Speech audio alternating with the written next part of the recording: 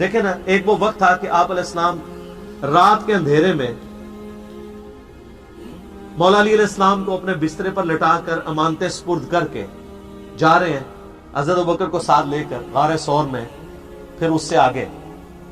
اس وقت آپ علیہ السلام نے کیا کچھ آپ کے دل پہ خیال آ رہا ہوگا کہ میری قوم نے مجھے اس طریقے سے نکال دیا، لیکن اللہ تعالیٰ نے اسی قوم کی طرف فاتح بنا کر آلموسٹ 8 سالوں کے بعد آپ کو مکے کے اندر انٹر کروایا۔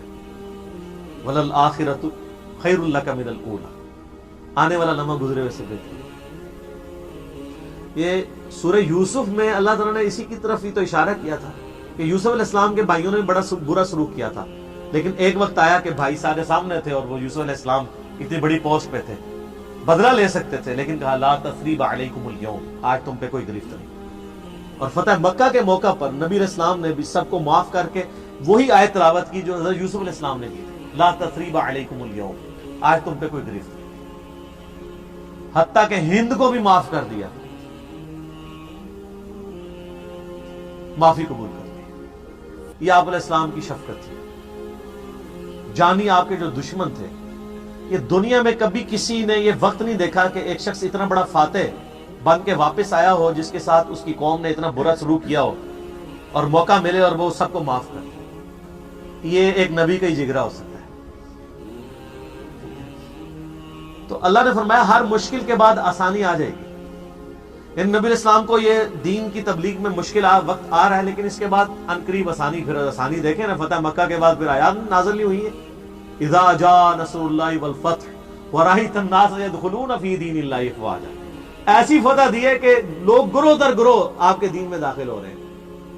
فسبح بحمد ربک واستغفر، اب آپ اپنے رب کی حمد بیان کیجئے، استغفار کیجئے، بے شک وہ بخشنے والا مہربان ہے۔ یعنی اب آپ یکسو ہو جائیں اللہ کی طرف، اب معاملات آسانی کی طرف چاہیے۔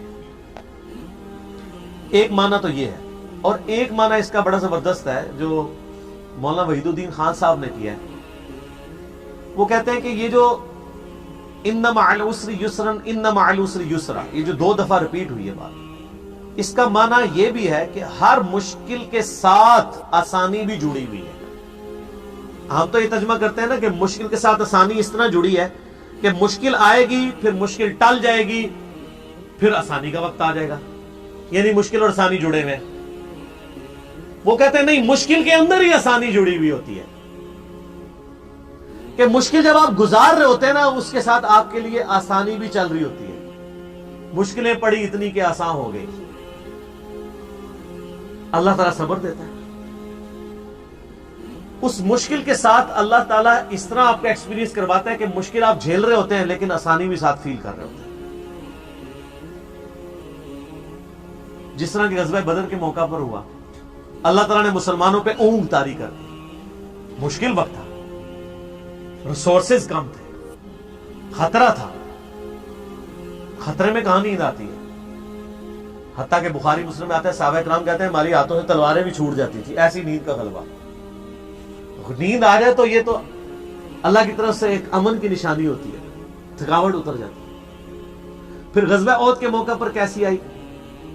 قرآن میں اللہ تعالیٰ فرماتا ہے کہ ہم نے تمہیں غم پر غم دیا۔ نبی علیہ السلام کی وفات کی خبر مشہور ہوگی، افواہ، تو جو لوگ زخمی بھی تھے ان کو اپنی تکلیف بھول گئی حضور علیہ السلام کے غم کی وجہ سے۔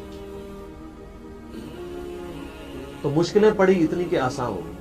مشکل کے دوران بھی اگر آپ اللہ کی طرف توجہ رکھیں، ان اللہ مع الصابرین، اللہ صبر کرنے والوں کے ساتھ ہے، تو اس کے اندر بھی آسانی چھپی ہوئی ہوتی ہے۔ اور مسلمان کی مشکل میں آسانی یہی ہے کہ آپ کا اللہ کے اوپر یقین ہو کہ یہ تکلیف اللہ کی طرف سے آئی ہے، اللہ ہی کی طرف لوٹ جائے گی۔ تو ہم یہی تو کہتے ہیں انا للہ و انا الیہ راجعون۔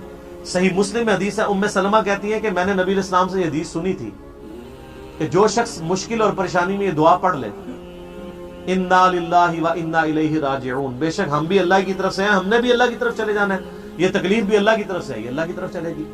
اللہم اجرنی فی مصیبتی، اے اللہ مجھے اس مصیبت میں اجر دے، وَأَخْلِفْ لِي خَيْرًا مِّنْهَا، اور تو بہتر خلیفہ بن جا میرے لیے، اس کے لیے اس سے بہتر نعم المدل میرے لیے کر۔ تو کہتی ہیں کہ میرا خاوند جب ابو سلمہ فوت ہوا تو میں نے یہ دعا پڑھ لی، اور پھر میں سوچتی تھی کہ ابو سلمہ جیسا تو کوئی صحابی نہیں ہے حضور کے اصحاب میں، تو مجھے اس سے بہتر خاوند کیسے ملے گا؟ تو جب میری عدت پوری ہوئی تو نبی صلی اللہ علیہ وسلم نے پیغام نکاح بھجوا دیا، تو مجھے دعا کا اجر دنیا میں مل گیا۔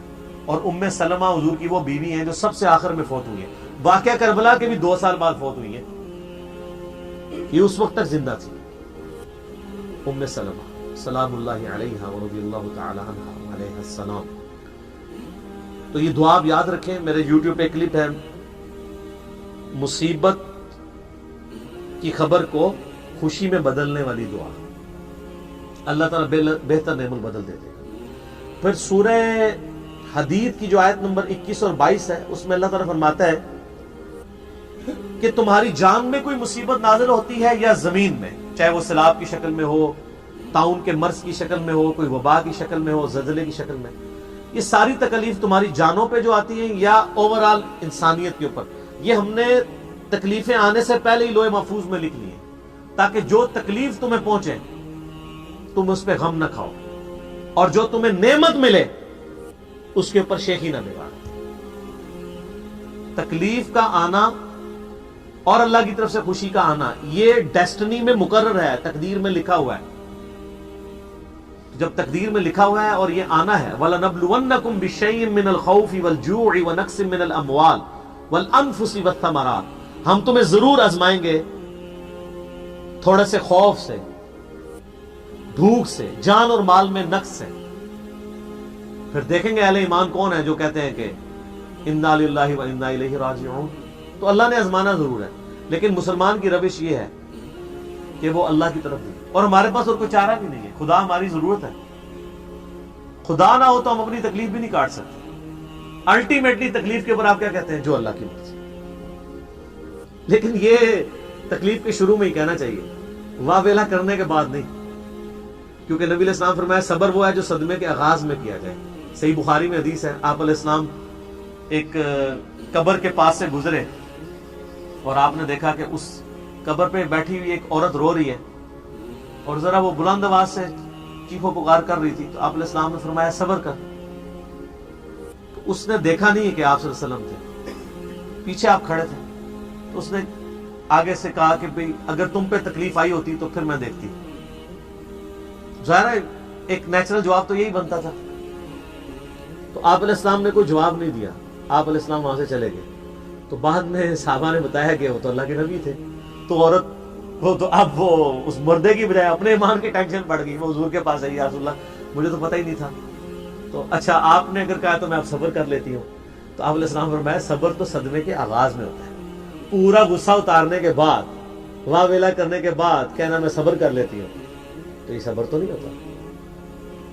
اور یہاں پہ بھی لوگ یہی کرتے ہیں، چیخو پکار کرتے ہیں اور اس کے بعد کہتے ہیں ہم صبر کر لیتے ہیں، اور پھر بسا اوقات جوان میت کے اوپر اس طرح کے الفاظ استعمال کیے جاتے ہیں کہ وہ میت کیا گئی، ایمان بھی اس گھر سے رخصت ہو جاتا ہے۔